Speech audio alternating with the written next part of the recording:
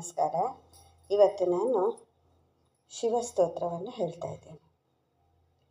ಬ್ರಹ್ಮಮುರಾರಿಸುರಾರ್ಚಿತಲಿಂಗಂ ನಿರ್ಮಲಭಾಷಿತಶೋಭಿತಲಿಂಗಂ ಜನ್ಮಜದುಃಖವಿನಾಶನಲಿಂಗಂ ತತ್ಪ್ರಣಮಾಮಿ ಸದಾ ಶಿವಲಿಂಗಂ. ದೇವಮುನಿಪ್ರವರಾರ್ಚಿತಲಿಂಗಂ ಕಾಮದಹನಕರುಣಾಕರಲಿಂಗಂ ರಾವಣದರ್ಪವಿನಾಶನಲಿಂಗಂ ತತ್ಪ್ರಣಮಾಮಿ ಸದಾ ಶಿವಲಿಂಗಂ. सर्वसुगन्धसुलेपितलिङ्गं बुद्धिविवर्धनकारणलिङ्गं सिद्धसुरासुरवन्दितलिङ्गं तत्प्रणमामि सदा शिवलिङ्गं.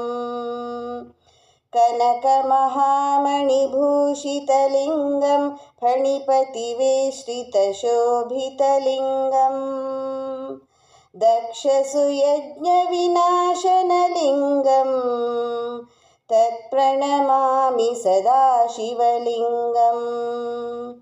कुङ्कुमचन्दनलेपितलिङ्गं पङ्कजहारसुशोभितलिङ्गं सञ्चितपापविनाशनलिङ्गं तत्प्रणमामि सदा शिवलिङ्गं.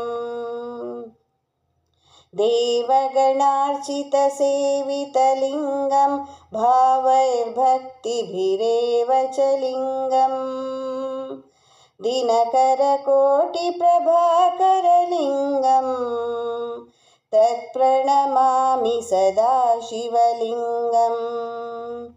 अष्टदलोपरिवेष्टितलिङ्गं सर्वसमुद्भवकारणलिङ्गं अष्टदरिद्रविनाशनलिङ्गं तत्प्रणमामि सदा शिवलिङ्गं.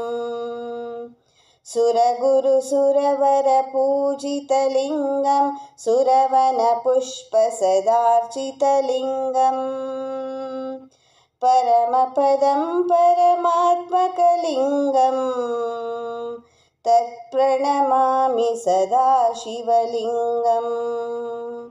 लिङ्गाष्टकमिदं पुण्यं यः पठेत् शिवसन्निधौ शिवलोकमवाप्नोति